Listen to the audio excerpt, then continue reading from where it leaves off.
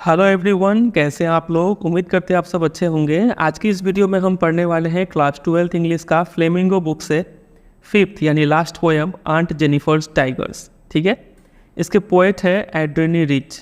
एड्रेनी Rich काफ़ी famous poet है। इनका ज़्यादातर पोएम्स में आपको देखने को मिलेगा कि ये वुमेन के लिए आवाज़ उठाती है। कोई भी वुमेन जो है वो मेल डोमिनेटेड सोसाइटी में या फिर पैट्रियार्कल सोसाइटी में क्या क्या चैलेंजेस, क्या क्या प्रॉब्लम्स, क्या क्या रेस्ट्रिक्शंस फेस करती है, वो उसके खिलाफ वो आवाज़ उठाती है। ठीक है, अपने पोएम्स के जरिए। तो आज का जो पोएम है आंट जेनिफर्स टाइगर्स, ये भी पोएम में ऐसा ही कुछ थीम है। ये देखिए लिखा है कि the poem Aunt Jennifer tiger addresses the constraints यानी limitations of married life a woman experiences. एक वुमन शादी करने का बाद क्या क्या कॉन्स्ट्रेंट यानी क्या क्या लिमिटेशन, क्या क्या रेस्ट्रिक्शन फेस करती है, उसी को इस पोएम में एड्रेस किया गया है। ठीक है, चलिए डिटेल में पढ़ते हैं इस पोएम को। इस पोएम में टोटल 3 स्टैंजा है। छोटा सा पोएम है लेकिन इसमें काफ़ी डीप मीनिंग है। चलिए इसको समझते हैं एक करके। लिखा हुआ है कि aunt Jennifer's tigers prance across a screen bright topaz denizens of a world of green. Scene कुछ ऐसा है कि इस पोएम में एक कैरेक्टर है जिसका नाम है आंट जेनिफर। ठीक है, आंट जेनिफर अपने घर में बैठ के क्या कर रही है, नीडल वर्क कर रही है यानी एम्ब्रॉयडरी, कुछ कढ़ाई कर रही है। ठीक है, और अपने स्क्रीन पर टाइगर का इमेज बना रही है। ठीक है, बुनाई कर करके। तो उस इमेज में दिख रहा है कि ये जो टाइगर है ना, प्रांस कर रहे हैं। प्रांस करने का मतलब होता है आप काफ़ी घमंड में चले, काफ़ी प्राउडली चले। ठीक है, तो उसको बोलते हैं प्रांसिंग करना। तो टाइगर्स का तो वॉक करने का तरीका काफ़ी रॉयल तरीके से वॉक करते हैं ना ये लोग। तो टाइगर्स को वैसे ही वॉक करते हुए दिखाया गया है। ठीक है, प्रांस करते हुए दिखाया गया है उस स्क्रीन पर। समझ रहे।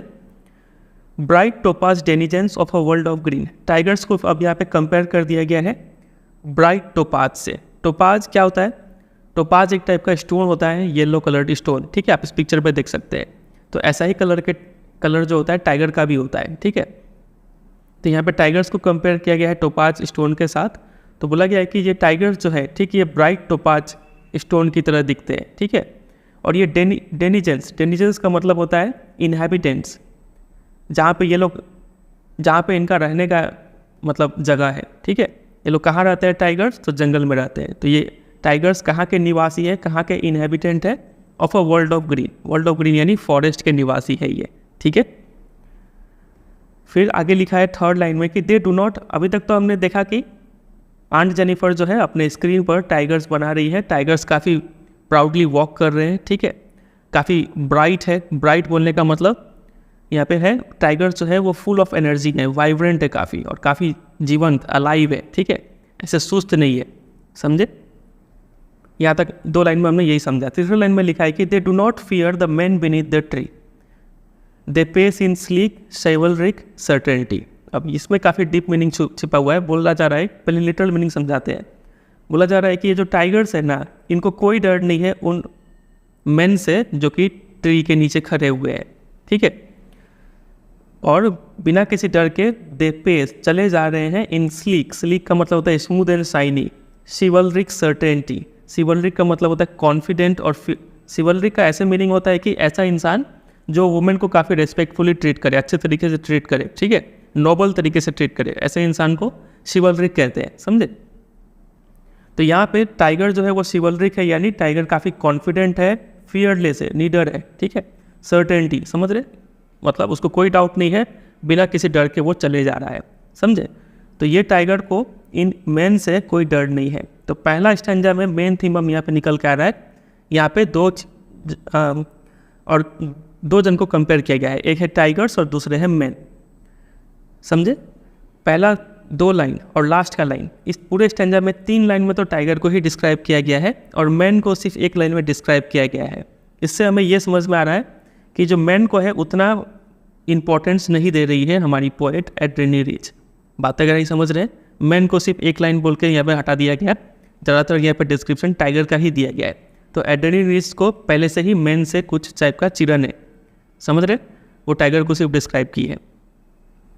तो टाइगर्स के लिए आप ये 3 वर्ड याद रखिएगा कि टाइगर्स फ्री है, पावरफुल है और फियरलेस है। ये बहुत इंपॉर्टेंट कीवर्ड्स है। टाइगर का डिस्क्रिप्शन ये हो गया।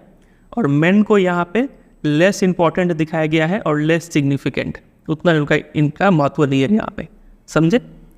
चलिए फिर ये तीसरा लाइन से क्या मतलब निकल रहा है, यहाँ पे आंट जेनिफर जो है वो टाइगर्स को ऐसे दिखा रही है कि इनको मैन से कोई डर नहीं है। मतलब आंट जेनिफर इस बात से अवेयर है कि कहीं ना कहीं ये मैन जो है ये खतरनाक मतलब जीव है, ठीक है। ये मैन मतलब हानि करते हैं वुमेन्स का, समझ रहे। तो आंट जेनिफर जो है वो फीमेल ऑपरेशन के बाद से फुल्ली अवेयर है, समझ रहे। कहीं ना कहीं ये भी अपने लाइफ में इस चीज़ को फेस की होगी, समझ रहे। एक पैट्रियार्कल सोसाइटी का क्या डोमिनेंस होता है वो फेस की होगी। अब ये वर्ड क्या है, पैट्रियार्कल सोसाइटी, इसको समझिए। पैट्रियार्कल मतलब मेल डोमिनेटेड सोसाइटी, ऐसे सोसाइटी जिसमें सिर्फ पुरुषों का चलता हो उसको मेल पैट्रियार्कल सोसाइटी कहते हैं। इसी का ठीक उल्टा मैट्रियार्की भी होता है। ऐसा सोसाइटी या फिर ऐसा प्लेस जहाँ पे सिर्फ औरतों का चलता हो, ठीक है, उसको मैट्रियार्कल सोसाइटी बोलते हैं, समझ रहे। तो फिलहाल यहाँ पे पैट्रियार्की के बारे में डिस्कशन हो रहा है। तो आंट जेनिफर इस लाइन से हमें क्लियर समझ में आ रहा है कि आंट जेनिफर मतलब पोएट जो है वो बोल रही है कि ये टाइगर्स, यहाँ पे पोएट नहीं, यहाँ पे स्पीकर जो है वो बोल रही है कि ये टाइगर्स को मैन से डर नहीं लगता। यानी ये स्पीकर इस बात से फुल्ली अवेयर है, आंट जेनिफर इस बात से फुल्ली अवेयर है कि मैन जो है वो वुमेन को वो काफ़ी डोमिनेट करते हैं। बातें करें, समझ रहे। चलिए, तो इतना ही चीज़ आपको इस पहला स्टैंजा से याद रखना है। अब आ जाइए दूसरे स्टैंजा पे।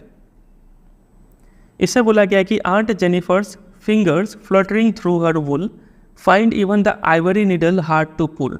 अब देखिए यहाँ पे जो हमने समझा था कि आंट जेनिफर पे हो ना हो कुछ अत्याचार किया होगा इस मैन ने, ठीक है। पैट्रियार्कल सोसाइटी के जो मैन है उन्होंने आंट जेनिफर पर कुछ अत्याचार किया होगा। तो वो हमारा जो शक था अब वो शक यहाँ पे यकीन में बदल रहा है। अब हमें पहला प्रूफ मिल रहा है कि आंट जेनिफर पे अत्याचार हुआ है। कैसा अत्याचार, देखिए। आंट जेनिफर के जो फिंगर्स है वो फ्लटर कर रहे हैं, फ्लटर यानी काँप रहे, ठीक है, काँप रहे, ठीक से काम नहीं कर रहे। थ्रू हर वुल, जो भी वो कपड़े पे काम कर रही है उस पर उनका फिंगर्स ठीक से काम नहीं कर रहा है, ठीक है, काँप रहा है उनका fingers. Find even the Ivory needle, Ivory समझते हैं, एलिफेंट का जो टस्क होता है उससे ये नीडल बनाया जाता है, ठीक है। तो वो नीडल को भी वो ठीक से पुल नहीं कर पा रही है, इसको hard to pull, find hard to pull मतलब वो नीडल को ठीक से पुल नहीं कर पा रही है। उनका हाथ क्या कर रहा है, फ्लटर कर रहा है, काँप रहा है, शेक कर रहा है, ठीक है। तो इसका मतलब वो काफ़ी नर्वस है, आंट जेनिफर काफ़ी एंग्शियस है, ठीक है, एंग्जाइटी है, उनमें टेंशन है, कमज़ोर भी है, ठीक है, और फ्रेल मतलब ये भी तो दुबला पतला है, काफ़ी कमज़ोर भी है, ठीक है। तो इस लाइन से हमें ये समझ में आ रहा है कि जो वुमेन्स बॉडीज़ जो है are objectified and controlled by man. इनका शरीर ठीक से काम नहीं कर रहा है, इनका शरीर पर जरूर कुछ इनको हार्म किया गया होगा, इनको मारा पीटा गया होगा, तभी इनका डर के मारे इनका फिंगर्स काँप रहा है, ठीक है। तो ये लाइन से क्लियर हो रहा है कि औरत का जो बॉडी है उसको एक ऑब्जेक्ट की तरह ट्रीट किया गया है और उसको कंट्रोल किया है मैन ने, ठीक है। फिर आगे देखिए, the massive weight of uncle's wedding band sits heavily upon aunt Jennifer's hand. अब देखिए यहाँ पे जो मैरिड लाइफ है उसका जिक्र किया जा रहा है। जब किसी का शादी होता है तो रिंग पहनाते हैं, ठीक है। तो वो यहाँ पे अंकल्स वेडिंग बैंड का मतलब है वेडिंग रिंग, जो हाथ उंगली में अंगूठी डाला गया है। उस अंगूठी को बताया गया है कि उसका वेट जो है वो बहुत ही ज़्यादा है, काफ़ी हेवी बताया गया है उसको। अब क्या एक कोई रिंग बहुत ही ज़्यादा हेवी होता है, नहीं, तो यहाँ पे इसको सिंबॉलिकली यूज़ किया गया है, ठीक है।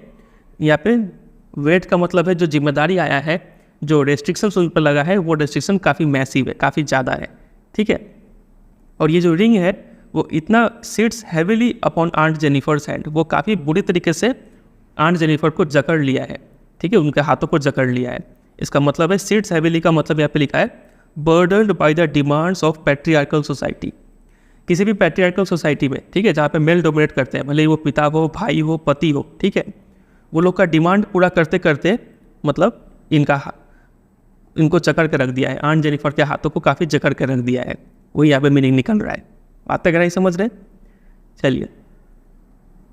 फिर एक यहाँ पे एक ये भी चीज़ है, fingers fluttering, F sound repeat हो रहा है एट द बिगिनिंग, तो एलिट्रेशन यहाँ पे पोएटिक डिवाइस है, इसके ऊपर भी क्वेश्चन आता है, इसको ध्यान रखिएगा, ठीक है। चलिए अब आ जाइए तीसरे स्टैंजा पे। तीसरे स्टैंजा पे लिखा है कि व्हेन आंट इज डेड। अब ये काफ़ी इंपॉर्टेंट स्टैंजा है, ठीक है। बोला जा रहा है कि जब आंट मर जाएंगी ना तो her terrified hands will lie still ringed with ordeals she was mastered by. पहले 2 लाइन में ये बताया जा रहा है कि जब आंट मर जाएंगी तो उनका जो ये डरा हुआ हाथ है, यहाँ पे डरा हुआ हाथ तो डरा हुआ नहीं है, यहाँ पे क्या है, आंट डरी हुई है, ठीक है। तो ये उनका जो डर है, डरा हुआ शरीर जो है वो पड़ा रहेगा स्टिल रिंग्ड विथ ऑर्डिल्स। वो तब भी, मतलब ऑर्डिल्स का मतलब होता है अनप्लीजेंट सिचुएशन, काफ़ी ज़्यादा तो दुख, पेन, जो दर्द वो सही थी जब वो जिंदा थी तब, वो दुख, दर्द, पीड़ा जो भी है वो तभी भी उनको जकड़ा रहेगा, ठीक है। जो वो जिंदा थी तब वो फेस कर रही थी, मरने के बाद भी ये दुख, दर्द, ऑर्डिल्स जो है वो दूर नहीं होगा, ये तभी भी उसको रिंग्ड, मतलब सराउंड करके रखा हुआ रहेगा। बात को समझिए। देखिए फिर से पढ़ते हैं। जब आंट जेनिफर मर जाएंगी तो उनका डरा हुआ हाथ, ऐसा नहीं कि उनका हाथ से डर निकल जाए, उनका शरीर से डर निकल जाए, उनका जो डर है वो तभी भी उनको जकड़ के रखा हुआ रहेगा। जो डर वो जिंदा थी तब वो जकड़ के रखा हुआ था, वैसा ही डर मरने का बाद भी उनको जकड़ के रखा रहेगा। समझ रहे। लेकिन जो टाइगर्स जो वो बना रही हैं अपने स्क्रीन पे, the tigers in the panel, ठीक है, वो जो स्क्रीन पे टाइगर बना रही है, विल गो ऑन प्रांसिंग, वो टाइगर्स वैसे ही प्राउडली चलते जाएंगे, ठीक है, प्राउड एंड अनअफ्रेड। और किस तरीके से चलेंगे, काफ़ी प्राउड मैनर में चलेंगे और अनअफ्रेड, बिना किसी डर के चलेंगे। एक तरफ हमारी आंट जेनिफर है जो पुरुषों से काफ़ी डरती है, और दूसरी तरफ उनका जो आर्ट है, ठीक है, उनका जो इमेजिनेशन है, ठीक है, इमेजिन करके वो आर्ट बना रही है, उसमें वो टाइगर्स दिखा रही है। तो इसका मतलब है इन दोनों में काफ़ी ज़्यादा क्या है, कॉन्ट्रास्ट यूज़ किया है हमारी पोइट ने। पोइट यहाँ पे कॉन्ट्रास्ट शो कर रही है कि एक तरफ आंट है जो काफ़ी डरी हुई है, यहाँ पे लिखा था हमने, ये रहा, एक तरफ हमारी आंट है जो काफ़ी नर्वस है, एंशियस है, वीक है, फ्रेल है, ठीक है। वही दूसरी तरफ हमारे टाइगर है जो कि क्या है, काफ़ी ज़्यादा प्राउड है, अनअफ्रेड है, और काफ़ी ज़्यादा मतलब सिवलरिक सर्टेनिटी के साथ कॉन्फिडेंट है, फियरलेस है। यही कॉन्ट्रास्ट है इन दोनों में, समझ रहे। तो देखिए इस लास्ट स्टेंजा का मेन यहाँ पे मैसेज क्या है कि effects of operation can Outlast an individual. Outlast का मतलब ये इंडिविजुअल जब मर भी जाएगा ना, तो जो भी उस पर अत्याचार किया गया था उसका इफेक्ट्स जो है वो तब भी रह जाएगा, मरने के बाद भी वो इंसान उस अत्याचार से आज़ाद नहीं हो पाएगा, ठीक है। लेकिन ये लास्ट 2 लाइन से हमें समझ में आ रहा है कि यहाँ पे पोइट जो है वो होप दिखा रही है। वेरी वेरी वेरी इंपॉर्टेंट, इसके ऊपर क्वेश्चन, बहुत फेमस क्वेश्चन बनता है, ठीक है, कि लास्ट स्टेंजा में एक पोइट जो है वो काफ़ी होपफुल फील कर रही है। क्यों, देखिए, even in the face of operation, इतना ज़्यादा अत्याचार सहने का बाद भी वुमेन जो है can find ways to express their strength and resilience through art. भले ही हमारी आंट जेनिफर बहुत ही ज़्यादा डरी हुई हैं, बहुत ही इनको टॉर्चर किया गया है, बहुत ही ज़्यादा ऑपरेशन फील की है, ठीक है, ऑपरेशन का सामना की है, लेकिन तब भी क्या वो हाथ पैर मारना बंद कर दी, क्या नहीं, तब भी वो अपने आर्ट के जरिए इस पोएम में क्या कर रही है, अपना जो डिज़ायर है, जो स्ट्रेंथ है, उसको एक्सप्रेस करने का कोशिश कर रही है, ठीक है। तो यहाँ पे होप दिख रहा है कि कभी ना कभी ये वुमेन अपना लड़ाई जरूर जीतेंगी, ठीक है, कभी ना कभी इनका जो दुख दर्द है वो कभी ना कभी ख़त्म जरूर होगा, ठीक है। तो यहाँ पे ये होप दिख रहा है। ये बहुत इंपॉर्टेंट क्वेश्चन बनता है, अभी आपको दिखाएंगे क्वेश्चन आंसर, फिलहाल आप इतना समझिए, ठीक है। तो एग्जाम में ऐसे क्वेश्चन बनेगा कि अगर ये लास्ट स्टैंजा नहीं होता तो क्या इफेक्ट पड़ता, तो पोएम सिर्फ यहीं पे ख़त्म हो जाता, तब काफ़ी सैड टोन पे ये पोएम ख़त्म हो जाता है। लेकिन लास्ट स्टैंजा देखे पोएट क्या कर रही है, हमें एक होप दे रही है कि आगे चल के कहीं ना कहीं वुमेन पे जो अत्याचार है वो ख़त्म हो जाएगा, ठीक है। क्यों, क्योंकि आंट जेनिफर 1000 डरी हुई हो, 1000 इन पर अत्याचार हुआ हो, लेकिन ये हार नहीं मानी है, अभी भी ये अपने आर्ट के जरिए अपने स्ट्रेंथ और रेजिलियंस को शो कर रही है ये, ठीक है, मरी नहीं है अंदर से, अभी भी फाइट कर रही है। तो कभी ना कभी वुमेन के खिलाफ जो अत्याचार है वो ख़त्म होगा, समझ रहे हैं कि नहीं। चलिए फिर यहाँ पे आप मुझे बताइए पोएटिक डिवाइस कौन सा है, प्रांसिंग प्राउड। तो पी साउंड रिपीट हो रहा है एट द बिगिनिंग, तो एलिट्रेशन हो जाएगा पोएटिक डिवाइस, ठीक है। फिर और भी यहाँ पे कुछ पोएटिक डिवाइस है, देखिए, जैसे कि ब्राइट टोपाज इनहैबिटेंट्स। यहाँ पे पोएट जो है हमारी नज़र में एक इमेज क्रिएट कर रही है कि टाइगर्स का कलर कैसा है, वो कैसे इन्वायरमेंट में चल रहे हैं, ठीक है। तो ग्रीन और येलो ये सब कलर जो है हमारे माइंड में एक इमेज क्रिएट कर रहा है, तो पोएटिक डिवाइस इमेजरी है, ठीक है।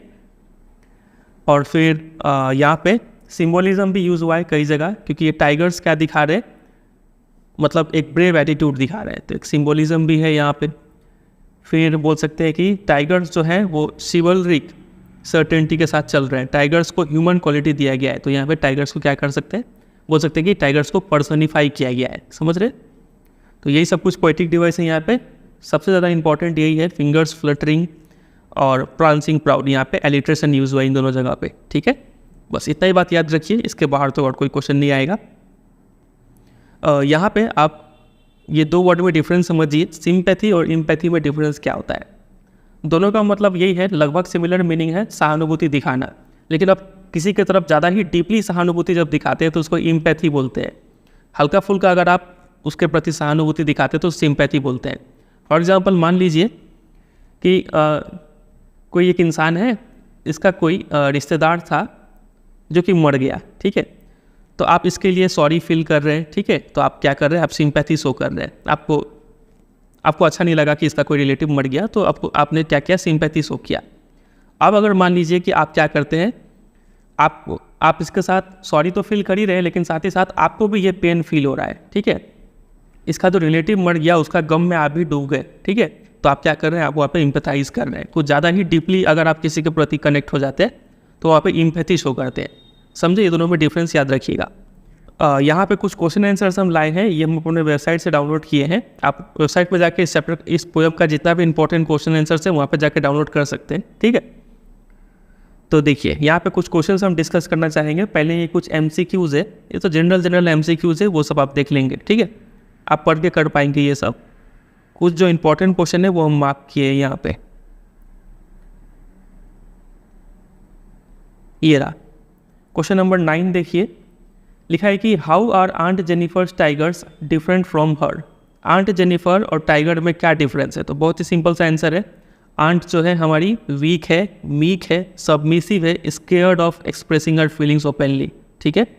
Aunt is bounded in matrimony मतलब शादी, ठीक है, उसमें फंस गई है और काफ़ी सारे रेस्ट्रिक्शन को फेस कर रही है। जबकि ये टाइगर्स जो है स्ट्रॉन्ग, फियरलेस, कॉन्फिडेंट है, बोल्ड है, ठीक है, स्केयर्ड ऑफ नो वन, और ये मूव अबाउट फ्रीली। समझ गए। अपने तरीके से भी आप लिख सकते हैं, जरूरी नहीं कि आप यही याद करके जाए, ठीक है। क्वेश्चन नंबर 10 देखिए, एक यहाँ पे स्टेटमेंट दिया है कि it is only when we feel fearless that we begin to create. जब हम नीडेड होते हैं ना तो ही हम कुछ क्रिएट करते हैं। तो क्या ये स्टेटमेंट ट्रू करता है इस पोएम के लिए, समझाइए। तो ये स्टेटमेंट इस पोएम के लिए सही नहीं है। क्यों? क्योंकि हमारी जो आंट है, आंट जेनिफर, ये काफ़ी डरी हुई है। इतना डर के बावजूद भी वो कुछ क्रिएट कर रही है, ठीक है। तो इसलिए ये स्टेटमेंट गलत है। या इस स्टेटमेंट में बोला गया था कि हमें नीडेड होना पड़ेगा कुछ क्रिएट करने के लिए, लेकिन हमारी आंट डर के भी कुछ क्रिएट कर रही है, ठीक। इसलिए ये स्टेटमेंट गलत होगा, समझे, इस पोएम के लिए। वही आंसर में भी लिखा हुआ है। क्वेश्चन नंबर 13 देखिए, इसमें बोला गया कि एड्रेली रिच जो हमारी पोएट है वो पोएम्स के जरिए अपने साइलेंट रिवोल्ट को एक्सप्रेस करती है। उसी तरीके से इस पोएम में हमारी जो आंट जेनिफर है वो एम्ब्रॉयडरी के जरिए अपने रिवोल्ट को एक्सप्रेस कर रही है। इस बात को एक्सप्लेन करने बोला गया है। तो वो यहाँ पे इसको लिख देंगे फिर से कि एड्रेली रिच अपने पोएम्स के जरिए क्रिटिसाइज करती है ट्रेडिशनल इंस्टीट्यूशन ऑफ मैरिज, ठीक है। In her times suggesting marriage in her times suggesting that it oppresses women, ठीक है। उस समय में मतलब शादी में ज़्यादातर वुमेन पर अत्याचार होता था। उसी तरीके से आंट जेनिफर भी एक विक्टिम है अनहैप्पी मैरिज का। अंडर अ डोमिनियरिंग हस्बैंड काफ़ी डोमिनेट कर रहे थे, तो वो एम्ब्रॉयडरी को चूज़ करती है अपने एंग्जाइटी को एक्सप्रेस करने के लिए, ठीक है। Both uses their creative outlet as a form of protest against societal expectations. समझ गए। 14 देखिए, would you say that the poem ends on a note of hope. समझ रहे, लास्ट स्टैंडर जो था वो होप के साथ ख़त्म होता है क्या, तो इसको जस्टिफाई कीजिए। तो बिल्कुल हमें लास्ट स्टैंडर में हल्का सा होप दिखता है। सजेस्ट कर रहा है कि even in the face of operation, इतना दुख झेलने का बावजूद भी वुमेन कोई ना कोई तरीका निकाल लेती है अपने स्ट्रेंथ और रेजिलियंस को एक्सप्रेस करने का। यहाँ पे हमारी पोएम में आंट जेनिफर जो है वो आर्ट के जरिए, एम्ब्रॉयडरी के जरिए अपने स्ट्रेंथ और रेजिलियंस को एक्सप्रेस कर रही है, ठीक है। जो पोएम का फाइनल लाइन था कि टाइगर जो है, जो कि पैनल में बनाया हुआ है, वो प्राउडली चलता रहेगा बिना किसी डर के। तो ये लास्ट लाइन से हमें होपफुल और ट्रेजिक शो मतलब देखने को मिल रहा है, ठीक है। It suggest that even though aunt Jennifer herself was unable to achieve freedom and empowerment, her tigers will continue to live on and inspire others. वो खुद तो कुछ नहीं कर पाई, लेकिन उनको उम्मीद है कि ये टाइगर्स कुछ करेंगे ज़रूर, ठीक है, और दूसरों को इंस्पायर करेंगे। अगला क्वेश्चन है कि अगर इस पोएम का जो लास्ट 4 लाइन्स है उसको अगर ओमिट हटा दिया जाए, ये लास्ट 4 लाइन्स, तो इस पोएम का मैसेज कैसा डिफरेंट हो जाएगा। तो ये लिखा है कि अगर ये पोएम्स का लास्ट 4 लाइन्स हटा दिया जाए तो पोएम का सॉम्बर टोन हो जाएगा, काफ़ी सैड टोन के साथ एंड होगा ये, ठीक है। अभी तो होप के साथ एंड हो रहा है, लेकिन हटा देंगे तो सैड टोन हो जाएगा, ठीक है। Without the image of tigers continuing to prance, the poem would end on a note of despair, with Aunt Jennifer's hand still ringed with ordeal she was mastered by। अगर ये last line नहीं होगा कि tigers proudly चलते रहेंगे, तो ये poem जो है काफ़ी सैड टोन के साथ एंड होगा, जिसमें वो जो आंट है हमारी मरने के बाद भी आज़ाद नहीं होंगी, ठीक है।